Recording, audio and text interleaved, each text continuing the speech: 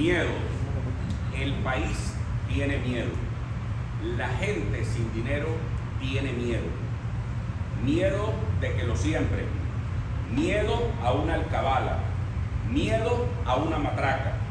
Miedo a una oficina pública y pánico a una cárcel. El Estado venezolano rompió su pacto con los ciudadanos cuando se acabó en Venezuela el derecho a la igualdad ante la ley. Para el venezolano sin dinero, la justicia no está a su alcance. Huye de un Estado represor que hoy estamos obligados a desmontar. Quien no puede pagar una extorsión en Venezuela va preso. Hoy la libertad depende de cuánto dinero tengas. Hemos decidido participar activamente en la consulta para la reforma penal porque el Poder Judicial, que es el poder que está llamado a ser el poder corrector de los demás poderes, es el poder más podrido del país. Pero esa consulta tiene que arrojar hechos concretos, porque aquí no se trata de reformar leyes, se trata de hacer cumplir la ley. Pero esta consulta tiene que tener credibilidad ante la gente que hoy tiene miedo.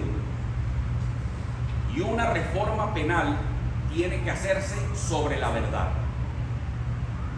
Yo quiero hacerme hoy unas preguntas. ¿De qué era culpable el señor Víctor Quero? ¿Quién era Víctor Quero? ¿Cómo el sistema condena a muerte a inocentes? ¿Por qué Víctor Quero estaba en una cárcel de máxima seguridad que depende además y era administrada por una policía de inteligencia? El empeño de quién, por empeño de quién estaba preso el señor Quero. ¿Quiénes son los responsables de la muerte de Víctor Quero? Nosotros exigimos hoy que esta investigación se profundice. Celebramos el comunicado del Ministerio Público, pero necesitamos saber con nombre y apellido quiénes son los responsables y dónde están los responsables de la muerte de Víctor Hugo Quero, porque debe ser ejemplarizante este caso frente a la consulta a la reforma penal. Sobre mentiras y sobre falsedades no se puede llamar a una consulta a la reforma penal. Hay un sistema hoy que mata, porque mata a la víctima y mata a la familia. Por eso nosotros insistimos en exigir los nombres y apellidos de los responsables y especialmente de quien tenía la titularidad por mandato constitucional de vigilar los derechos y garantías de los ciudadanos en los procesos penales. Queremos solicitar una investigación al fiscal Tarek William Saab por el caso de Víctor Quero. Aquí hay que rescatar en Venezuela la presunción de inocencia. Hay constantes violaciones al debido proceso que deriva en condenas. Aquí hay condenas perpetuas y condenas a muerte en Venezuela. Yo les quiero dar y relatar un caso. Es el caso de Hermágoras González Polanco, un hermano guayú, que tanto hablamos de la revolución indígena. También se llevaron por delante a los indígenas. Tiene 18 años y 3 meses detenido y resulta ser que lo condenaron en el 2023 a una pena de 15 años y 9 meses, es decir, que tiene 3 años de sobrecumplimiento de su pena y no sabe, y todavía está ahí. Vamos a ver si la consulta penal también se la llevamos al señor Hermágoras González Polanco, quien está detenido por responsabilidad del juez octavo del Tribunal Octavo de Ejecución del Área Metropolitana de Caracas. Aquí hay víctimas permanentes de siembras. Aquí la gente tiene miedo de ser sembrada. Aquí no se atienden denuncias. A las víctimas también les piden plata. No tienen dinero, se sienten estafados por el sistema y además comienza la cadena de delitos alrededor de la extorsión.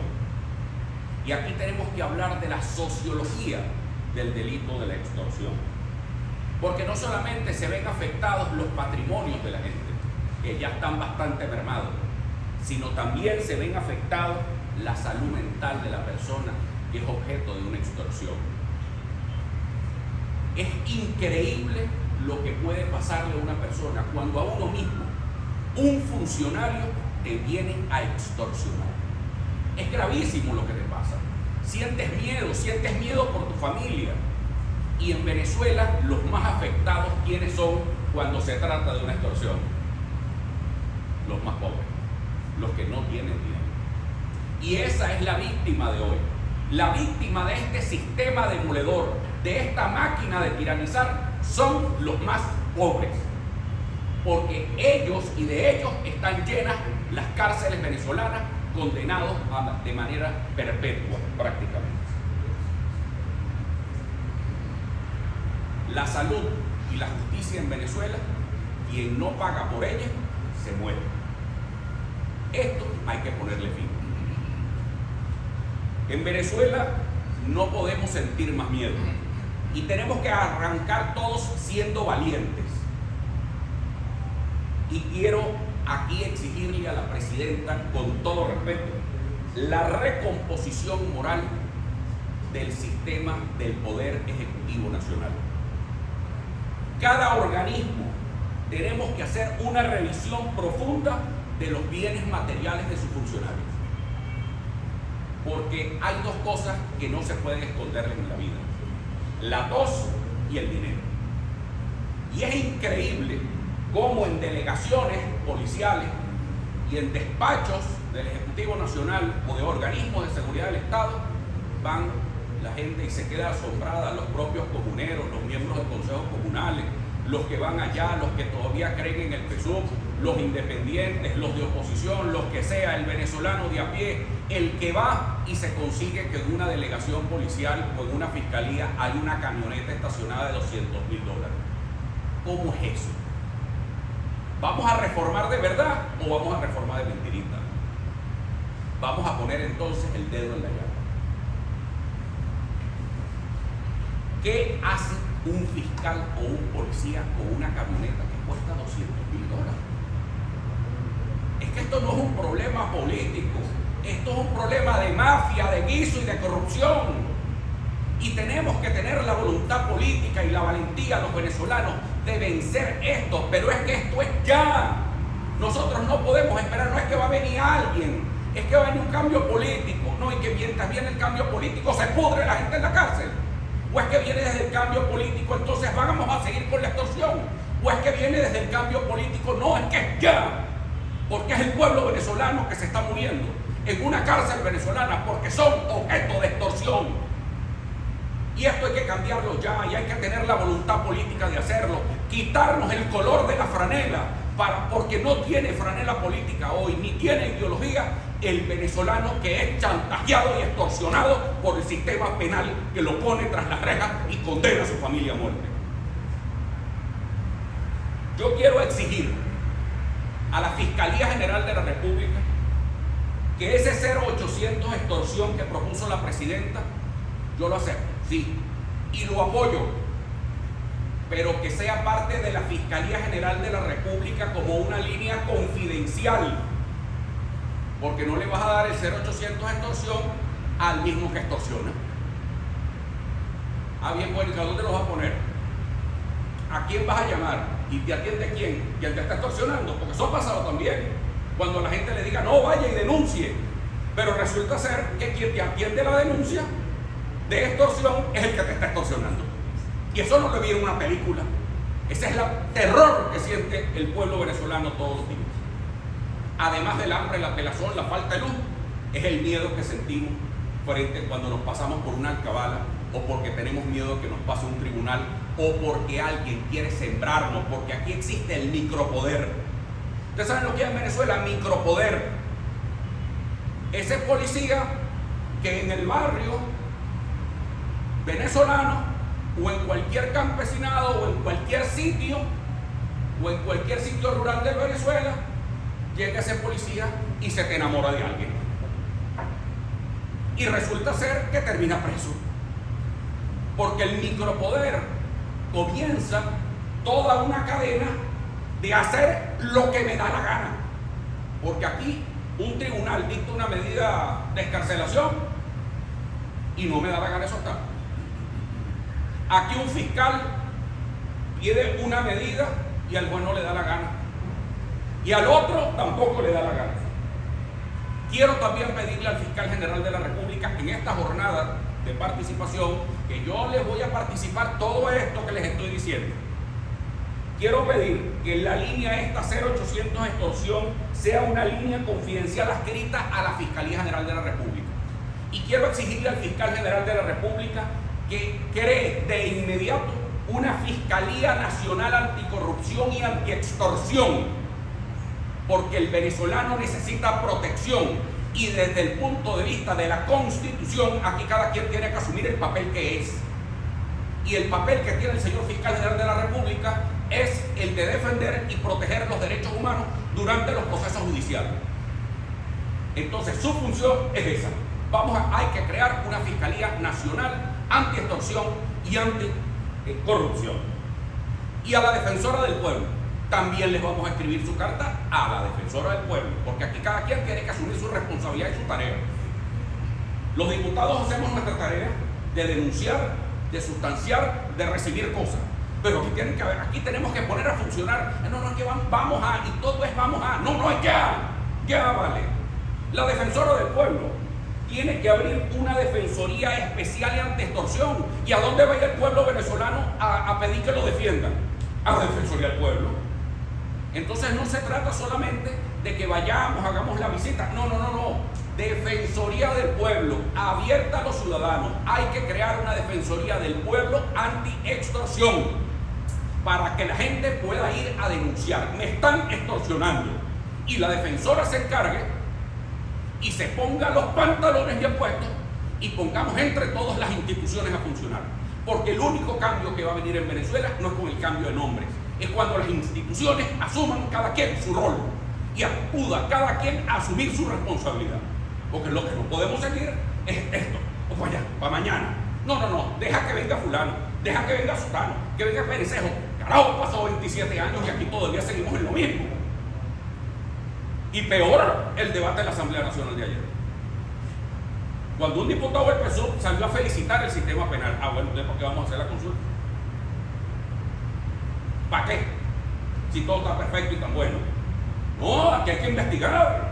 Si queremos de verdad reformar al país, aquí tiene que haber gente que le duele al país.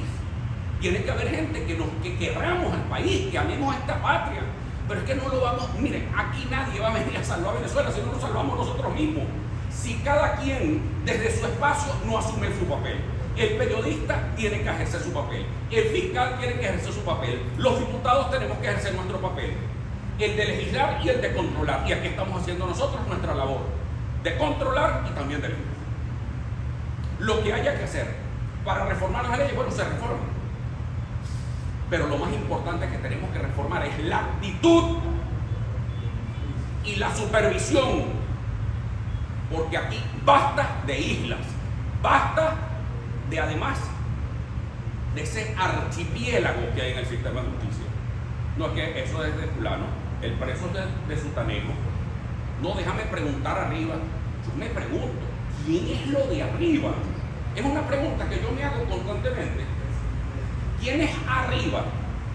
No, es que usted está preso por orden de arriba. Por orden de arriba, pero vamos a ponerle nombre y apellido arriba. Es el ministro, es el presidente. Es que es arriba, es Dios Todopoderoso. O usted se transporta. ¿Qué es lo que hace? ¿Cómo que de arriba? ¿Cómo que un juez en el Zulia tiene que consultar arriba para dictar una sentencia absolutoria? ¿Cómo es eso? ¿A quién es de arriba?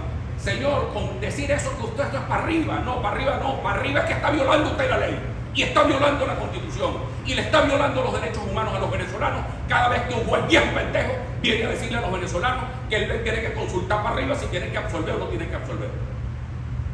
Entonces, aquí, cada quien a poner su grano de arena en la reconstrucción de Venezuela. Si lo vamos a hacer, que lo hagamos todos. Preguntas, señores. Discúlpenme que... Durante este debate se ha planteado organización penitenciaria y transparencia. ¿Qué mecanismo se implementará o cree usted que se pueda implementar para erradicar estas prácticas y garantizar el acceso mismo a los centros de reclusión? Bueno, fíjate, eso es un gravísimo problema, porque es que aquí todo es un círculo vicioso. Entonces te extorsiona el que te puede sembrar la prueba, porque tú estás en la calle, el tipo pasó por ahí y a él le dicen cuántas detenciones hizo usted en el día. Entonces parece que como hay que aumentar las detenciones, entonces también una sembradita no está de nada. Te llegan y te siembran. Y cuando estás sembrado resulta ser que vas preso. Pero si no pagas, esa es la primera parada.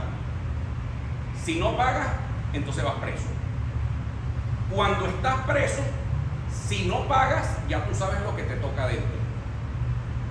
Y hasta el momento no hemos hablado de delito. Vean la cadena. Y cuando estás dentro de los centros penitenciarios es la pesadilla. La pesadilla. Porque si es para enfermería, si es para otra cosa, que tienes que pagar esto, todo está tarifado en este país, eso es voz populi. Ahora lo que nosotros tenemos que asumir esto con una gran responsabilidad. Porque lo que sí no podemos hacer es que aquí todas las cosas están diseñadas para que el funcionario cometa corrupción. Y se castiga el que lo hace bien. Aquí en Venezuela la cultura es, vamos a ver quién es más malandro. Porque el que le hace bien es un pendejo. Y esa es la verdad. Venezuela no puede continuar con esa cultura de a ver quién malandrea más. Bueno, yo te voy a malandrear a ti. Entonces te malandreo. Porque el que se porta bien tiene su negocio que es extorsionado. Si sales de tu casa en Antímano para meterte en un centro comercial, entonces te extorsiona el CENIAR, si no te extorsionan los impuestos municipales, si no te extorsiona los bomberos, si no te extorsiona, y Dios los apoya, los pobres bomberos, que además que son víctimas de todo esto también. Pero es que estamos viendo, y fíjense lo que estoy hablando. No estoy hablando de un caso en particular, estoy hablando de un sistema. Y me parece que está muy bueno eso de la consulta para hablar del sistema, porque hay un sistema. La cárcel es un tumor del sistema. Los tribunales son un tumor del sistema. La fiscalía es un tumor del sistema. Las defensorías son también parte del tumor del sistema. Ah, pero que hay células buenas, claro. Que hay policías buenos, claro. Que hay policías que quieren hacer su trabajo, sí. Y es que ellos son a los que hay que premiar. Pero hoy pareciera ser que el sistema de premios para los policías no es al que lo hace bien con su trabajo, sino es al que avisa más.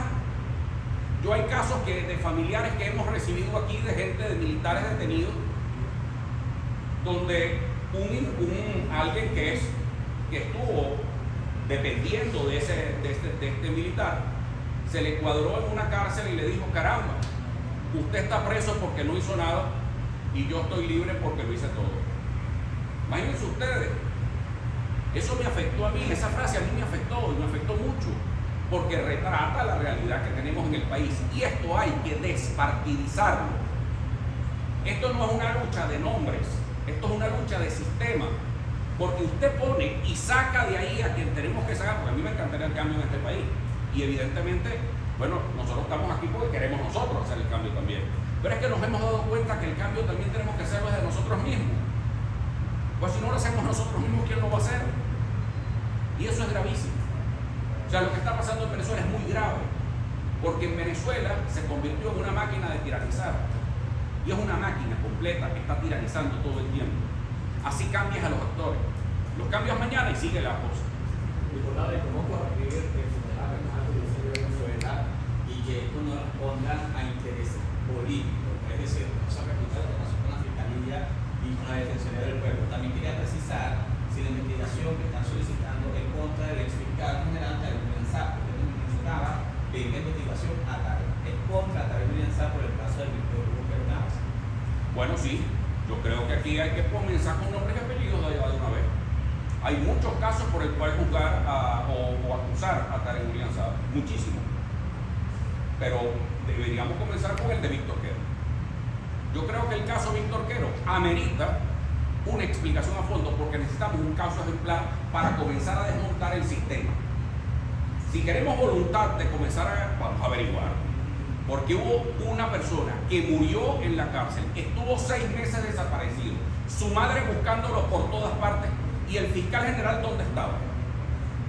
Entonces tiene que haber una investigación a Tarek William Saab, que era el fiscal general de la República durante el tiempo que estuvo desaparecido el señor Víctor Quero. Hay que investigar a Tarek William Saab, punto. ¿Por qué? Porque aquí no puede haber nadie impune, ni nadie inmune tampoco, sino que tenemos que comenzar a hablar con la verdad. Mira, yo creo que la llegada del fiscal y de la defensora es un paso, pero también nosotros estamos en la obligación de presionar para que ellos hagan también su trabajo. El fiscal, con esta declaración incluso del día de ayer, a mí me parece que es un avance, porque el señor Quero estuvo muchísimos meses desaparecido bajo el mandato del anterior fiscal, y llegó el nuevo fiscal y apareció Quero. Lamentablemente apareció muerto con la tragedia que significó la muerte de su madre. Eso duele a los venezolanos. El fiscal es valiente al sacar esto, al destapar esto, pero vamos a continuar destapando, porque esto merece responsabilidad para que la consulta penal tenga sentido, para que el país tenga de nuevo credibilidad, para que haya de nuevo Estado de Derecho y podamos creer en las instituciones, porque si no vamos a comenzar otra vez con el mismo maquillaje de siempre. Hoy vamos a consultar y consultamos y consultamos y no hacemos nada. No, la consulta tiene que llevar unas medidas previas, unas medidas ejecutorias inmediatas, investigaciones que se abran en el marco de la consulta. Pues la consulta tiene que ser útil a la gente. Esa consulta tiene que ser útil, que tiene unas conclusiones, que tiene unas cosas, sí. Pero es que aquí las víctimas no tienen color político. Yo creo que el que se ponga a defender a personajes en responsabilidad no es a defender ni al PSUV, ni a defender a la otra, ni a la MUN, ni al otro, ni a una, ni a otro. No. Es que estás protegiendo a una mafia, que es distinto. El que se ponga a defender y a tapar casos es cómplice de mafia, porque no es un tema político, es un tema de mafia, de robo, de sinvergüenzura, de extorsión, de corrupción. Eso es lo que hay. Ahora, te quería preguntar por el caso de Tarek El Sami, que ha denunciado ser víctima de tortura, entre otros presos también del chavismo, que parece que nadie mira, ni siquiera lo ve, lamentablemente. Medidas inmediatas, cuando usted habla de una suerte de medidas cautelares, ¿por dónde empezaría? Porque si todo está tan podrido, ¿cómo el podrido va a ejecutar medidas inmediatas para adecentar el sistema? Bueno, tomen. Te preguntamos, ¿y cómo, en su opinión, cómo debería ser la consulta para que no sea una consulta del PSUV al PSUV, que sea una consulta efectivamente nacional? Y como la defensora usa faldas, ¿qué significaría ponerse los pantalones? Porque ella siempre anda en falda. Bueno, yo creo mucho en la defensora. Tengo optimismo. Yo soy optimista con respecto a las instituciones. Y yo quiero ser optimista que ellos cumplan con su trabajo. Y vamos a ser vigilantes de que ellos cumplan con su trabajo. Porque así como les di mi voto de confianza, pues así voy a exigir. En la medida en que tú exiges. Y yo voy a exigir. Le voy a exigir a Larry de Bo que cumpla con su función de fiscal general. Le voy a exigir a Egle González Lobato que cumpla con su función de defensora. Porque es que aquí, si todos comenzamos, aquí hay que quebrar la red de alcahuetería del país. Entonces, porque tú eres amigo, no, tampoco. Entonces te comienzas a voltear y la red de alcahuetería, entonces comienza por 1000 cosas. Pues no vale, no. Vamos a decirnos la verdad, porque es que lo que hay detrás de eso no es un problema político, es un problema de mafia. Es que ahí es donde quiero yo poner el punto sobre la I. No es un problema político, es un problema de mafias. Que haya políticos que se volvieron mafiosos, allá ellos, y lo paguen. Pero aquí tiene que haber comenzar, porque hay mucha gente buena, hay jueces que son probos, hay fiscales que son impecables, hay policías que son A1, hay gente que es honesta, pero es que inclusive hay policías, que los conozco además, que tienen miedo que lo siembren. Aquí hay militares sembrados, ¿vale? Aquí hay gente que son miembros de la Fuerza Armada Venezolana, que eso hay que averiguarlo. ¿Por qué? Porque aquí hay casos completos que nos han llegado aquí, casos de militares, que no se conocían unos con otros, que no tenían que ver ni con promociones, ni con... no están conectados unos a los otros de ninguna manera y cayeron presos en esta absurda máquina de tiranizar. Entonces, esa máquina de tiranizar hay que detenerla ya. O sea, eso no puede pasar para mañana. No, porque es que... No, es ya. Hay que revisar a fondo los casos y evitar la cadena de alcahuetería, para no decirles la palabra que me viene a la mente, porque estamos en la casa de la educación. El caso de Lezama y otros. Bueno, en el caso de Tarek El Aissami y de otros, aquí no pueden haber presos de primera y presos de segunda. Aquí hay unos derechos constitucionales que están allí que les deben que ser garantizados en todo momento. Entonces, no, aquí no es que, bueno, no, porque es que este tiene que, no, porque es que el otro me cae mal y entonces no, aquí hay unos derechos que están garantizados en la Constitución. Y si hay un preso que está en condiciones, que están en malas condiciones, porque vamos a suponer que son culpables todos, bueno, que es culpable es culpable, pero el culpable no tiene, que yo sepa en Venezuela, aquí no hay condena perpetua. Y en Venezuela tampoco hay, ni hay cadena perpetua, ni hay condena a muerte. Entonces, aquí hay que ir sincerando el sistema, porque lamentablemente aquí, hoy, hay cadenas perpetuas y condena a muerte, sin debido proceso y sin igualdad. Entonces, todo esto hay que comenzarlo a arreglar ya. Y eso tiene que ser parte de la consulta. Y desde la alianza, diputado, ¿cuál es la propuesta que ustedes pueden plantear con respecto a reducir el cargo necesario? Bueno, fíjate, aquí hay muchos papeles que tenemos que trabajar y los vamos a trabajar. Yo tengo primero la idea de involucrar a las universidades nacionales. Es muy importante cesar el complejo. Tenemos que abrirnos a las universidades nacionales, que son los especialistas, donde tenemos especialistas. Están en las facultades y escuelas de derechos de todo el país, con un personal de primera, que hoy está, los profesores universitarios hasta subpagados, y pueden ser esos profesores también auditores del sistema penal. ¿Por qué no los involucramos? Involucrémonos también en los concursos. Aquí tenemos que acabar con los jueces provisorios y los fiscales provisorios también, porque un juez provisorio no sabe cuándo lo van a votar. Entonces tenemos que darle estabilidad que lo establece la ley y la Constitución. Yo tengo que volver a escribir sobre eso. ¿Para qué va a legislar la Asamblea Nacional sobre eso? No, que hay que cumplir la ley. Entonces ese caso que te hacía referencia, que un juez de control en Valle de la Pascua tiene que llamar a Caracas para que le den permiso para absolver a alguien. Pero, ¿cómo es eso? ¿Por qué? Porque un juez provisorio. Las universidades nacionales tienen que ser, aquí tenemos que hacer una alianza del Estado venezolano. Hay unas universidades públicas nacionales, ¿cierto? Que son además pagadas por el Estado. Bueno, porque no utilizamos el recurso humano que está allí en las facultades de Derecho.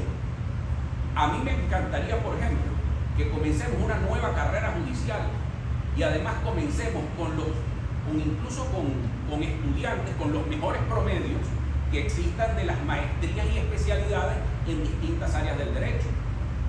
Disculpa, pero siempre el lápiz va a salir con la educación, pero es que yo creo que es esto. La transformación de la justicia también es con educación, no hay manera.